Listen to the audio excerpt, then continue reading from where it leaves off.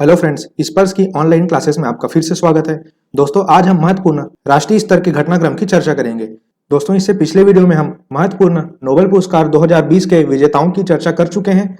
अगर अभी तक आपने वो वीडियो नहीं देखा है तो डिस्क्रिप्शन में दिए गए लिंक से जाकर उस वीडियो को अवश्य देखें। आइए बढ़ते हैं दोस्तों आज के प्रश्नों की ओर।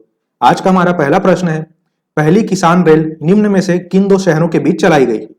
हमारे विकल्प हैं देवलाली से दानापुर, कोल्हापुर से पटना, जयपुर से हाजीपुर या कोलकाता से जमशेदपुर। इसका सही जवाब है दोस्तों देवलाली से दानापुर।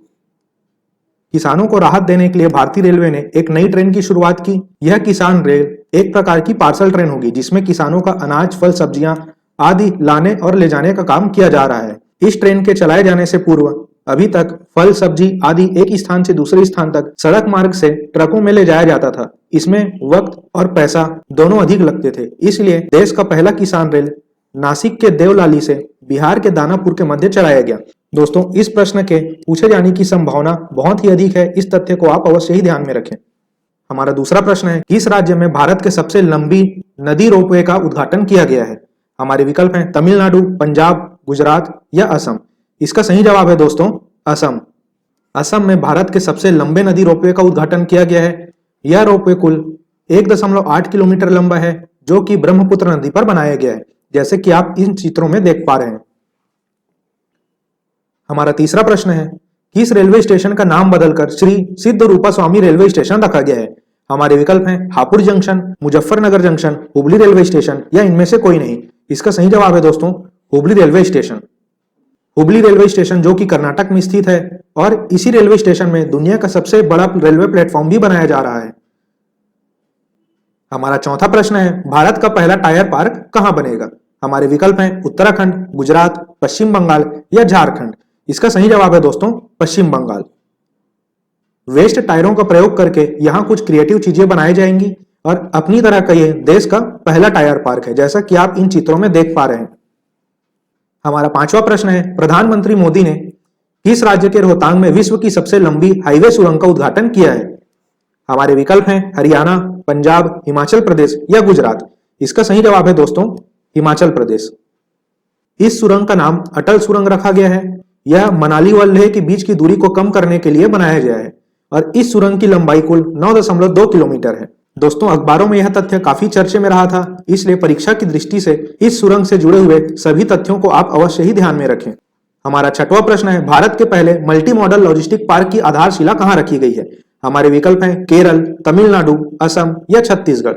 इसका सही जवाब है दोस्तों असम। असम के जोगी घोपा में देश का पहला मल्टी मॉडल लॉजिस्टिक पार्क का आधारशिला रखा गया है। इस लॉजिस्टिक पार्क को जल, वायु और रेलवे परिवहन के साथ एक साथ जोड़ा जाएगा।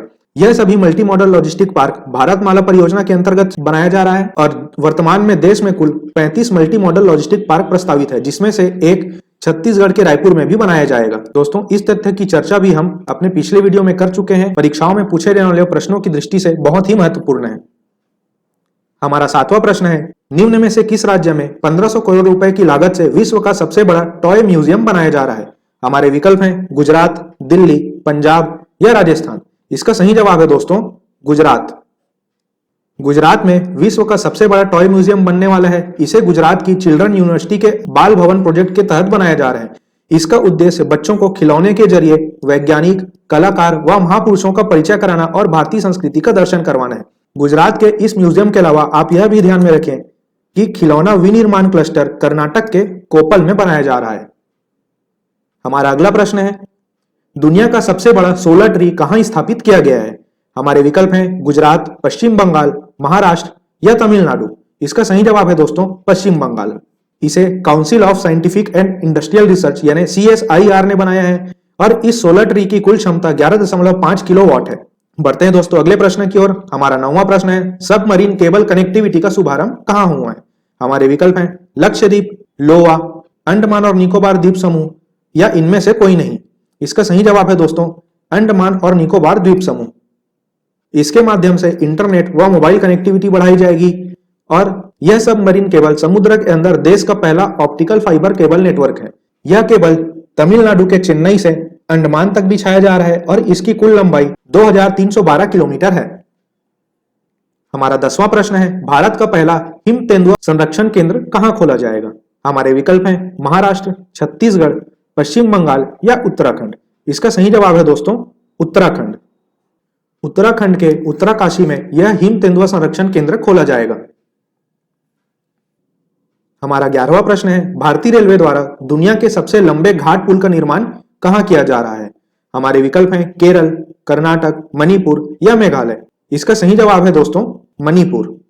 इस घाट पुल की कुल लंबाई 703 मीटर है। जिरीबाम तुपुल इम्फाल के बीच रेल लाइन बिछाई जा रही है। इसी बीच मणिपुर में यह 141 मीटर ऊंचा पुल बनाया जाएगा। यह रेल लाइन 5 राज्यों जो कि मणिपुर, मिजोरम, मेघालय, सिक्किम व नागालैंड है, इनकी राजधानियों को आपस में कनेक्ट करेंगी। हमारा 12वां प्रश्न है, दुनिया का सबसे ऊंचा रेल ब्रिज और भारत का पहला केबल स्टे रेल ब्रिज कहां पर बनाया जा रहा है? हमारे विकल्प हैं हिमाचल प्रदेश, जम्मू कश्मीर, तमिलनाडु या मध्य प्रदेश। इसका सही जवाब है दोस्तों जम्मू कश्मीर। इस ब्रिज को अंजी ब्रिज के नाम से जाना जाएगा और यह अंजी bridge Udhampur Srinagar Baramulla rail link परियोजना के तहत बनाया जा रहा है, जैसा कि आप इन चित्रों में देख पा रहे हैं। आज का हमारा 13वां प्रश्न है, प्रधानमंत्री नरेंद्र मोदी ने 10 जुलाई 2020 को किस राज्य के रीवा जिले में एशिया के सबसे बड़े सौर ऊर्जा संयंत्र का उद्घाटन किया? हमारे विकल्प हैं हिमाचल प्रदेश, कर्नाटक, तमिलनाडु या मध्य प्रदेश। इसका सही जवाब है दोस्तों मध्य प्रदेश। मध्य प्रदेश के रीवा जिले में एशिया का सबसे बड़ा सौर ऊर्जा संयंत्र स्थापित किया गया है। प्रधानमंत्री नरेंद्र मोदी ने वीडियो कॉन्फ्रेंसिंग के माध्यम से 750 मेगावाट के अल्ट्रा मेगा सौर ऊर्जा संयंत्र को राष्ट्र को समर्पित किया। यह project Rewa ultra mega solar limited, Madhya Pradesh Urja Vikas निगम लिमिटेड और भारत की सौर ऊर्जा निगम की एक ज्वाइंट वेंचर है। हमारा 14वां प्रश्न है, किस राज्य के वन विभाग ने भारत का पहला लाइकेन या कवक पार्क विकसित किया है? हमारे विकल्प हैं महाराष्ट्र, तमिलनाडु, उत्तराखंड या मध्य प्रदेश। इसका सही जवाब है दोस्तों उत्तराखंड। उत्तराखंड के वन विभाग ने उत्तराखंड के मुनस्यारी में भारत का पहला कवक पार्क विकसित किया है। उत्तराखंड का यह क्षेत्र बर्फ से ढकी हुई पहाड़ियों से घिरा हुआ है और ऐसी परिस्थितियां कवक के विकास के लिए बहुत ही अनुकूल होती हैं। लाइकेन या कवक हिमालय के क्षेत्र में 5000 मीटर तक की ऊंचाई पर उगने वाली एक महत्वपूर्ण प्रजाति है और इन्हें प्रदूषण के स्तर के सबसे अच्छे जैव इंडाइटर माना जाता है। कवक या लाइकेन को वहां की स्थानीय भाषा में झूला या पत्थर का फूल भी कहा जाता है। इस लाइकेन पार्क के परियोजना का उद्देश्य विभिन्न लाइकेन प्रजातियों के वितरण और जलवायु कारकों सहित उनके रहने के स्थान पर होने वाले वर्तमान खतरों का अध्ययन करना और संरक्षण रणनीतियों को तैयार करना है। इन जुरासिक युग की लाइकेन प्रजातियों का इस्तेमाल भोजन, इत्र, रंजक और पारंपरिक दवाओं में किया जाता है। हमारा 15वां प्रश्न है, भारत का एकमात्र गोल्डन बाघ किस राज्य में देखा गया? हमारे विकल्प हैं गुजरात, असम, मध्य प्रदेश या छत्तीसगढ़। इसका सही जवाब है दोस्तों असम। यह गोल्डन बाघ असम के काजीरंगा राष्ट्रीय उद्यान में देखा गया और यह गोल्डन बाघ भारत में पहली बार देखा गया है, जैसा कि आप इस चित्र में देख पा रहे हैं। बढ़ते हैं दोस्तों अगले प्रश्न की ओर। आज का हमारा 16वां प्रश्न है, उत्तराखंड के मुख्यमंत्री त्रिवेंद्र सिंह रावत ने किस शहर को राज्य की समर कैपिटल या ग्रीष्मकालीन राजधानी घोषित कर दिया है? हमारे विकल्प हैं पिथौरागढ़, रुड़की, गैरसैंण या काशीपुर। इसका सही जवाब है दोस्तों गैरसैंण। जैसा कि आप सभी को ज्ञात होगा कि उत्तराखंड की राजधानी देहरादून है, लेकिन हाल ही में वहां के मुख्यमंत्री द्वारा की गई घोषणा में उत्तराखंड की ग्रीष्मकालीन राजधानी अब गैरसैंण को बनाया गया है। आज का हमारा 17वां प्रश्न है, केंद्र सरकार ने किस पोर्ट ट्रस्ट का नाम बदलकर श्यामा प्रसाद मुखर्जी न्यास करने की मंजूरी दे दी है? हमारे विकल्प हैं Kolkata port trust, Mumbai port trust, Kandla port trust या पारादीप पोर्ट ट्रस्ट। इसका सही जवाब है दोस्तों कोलकाता पोर्ट ट्रस्ट। बढ़ते हैं अगले प्रश्न की ओर। हमारा 18वां प्रश्न है, भारत के पहले तैरते घाट या फ्लोटिंग जेटी का उद्घाटन कहां हुआ है? हमारे विकल्प हैं कोच्चि, मुंबई, गोवा या दिल्ली। इसका सही जवाब है दोस्तों गोवा। यह देश का पहला तैरता हुआ घाट है और यह घाट सीमेंट कंक्रीट से बनी हुई है। इस घाट के बनने से अंतर्देशीय जल मार्गों को बढ़ावा मिलेगा और यह फ्लोटिंग घाट गोवा की महत्वपूर्ण नदी मांडवी या मंडोवी नदी पर बनाया गया है और आगे गोवा में ऐसे 3 घाट और बनाए जाएंगे। हमारा 19वां प्रश्न है, विश्व के सबसे बड़े स्टेडियम का निर्माण कहां पर किया गया, जिसका पूर्व अमेरिकी राष्ट्रपति डोनाल्ड ट्रंप द्वारा फरवरी 2020 में उद्घाटन किया गया? हमारे विकल्प हैं लॉर्ड्स, सिडनी, गुजरात या मेलबर्न। इसका सही जवाब है दोस्तों गुजरात। भारत के गुजरात में स्थित मोटेरा में बन रहा सरदार पटेल क्रिकेट स्टेडियम दर्शकों की क्षमता के हिसाब से दुनिया का सबसे बड़ा क्रिकेट स्टेडियम होगा और यहाँ पे 1,10,000 दर्शकों के बैठने की व्यवस्था की गई है। दोस्तों, मोटेरा में यह क्रिकेट स्टेडियम पहले से स्थित था, जिसका पुनर्निर्माण कर यहाँ की सीटिंग कैपेसिटी बढ़ाई गई है। इस स्टेडियम के नवनिर्माण से पहले ऑस्ट्रेलिया में स्थित मेलबर्न क्रिकेट स्टेडियम, जिसे एमसीजी कहा जाता था, वह दुनिया का सबसे बड़ा क्रिकेट स्टेडियम माना जाता था, जहां लगभग 95,000 से 1,00,000 दर्शकों के बैठने की सुविधा उपलब्ध थी। हमारा 20वां प्रश्न है, केंद्र सरकार ने प्रवासी भारतीय केंद्र का नाम बदलकर क्या रखा है? हमारे विकल्प हैं सुषमा स्वराज भवन, अटल भवन, अरुण जेटली भवन या भगत सिंह भवन। इसका सही जवाब है दोस्तों सुषमा स्वराज भवन। केंद्र सरकार ने प्रवासी भारतीय केंद्र का नाम बदलकर पूर्व विदेश मंत्री सुषमा स्वराज जी के नाम पर सुषमा स्वराज भवन कर दिया है। इसके अतिरिक्त राजनयिकों को प्रशिक्षण देने वाले विदेश सेवा संस्थान का नाम भी सुषमा स्वराज विदेश संस्थान किया गया है।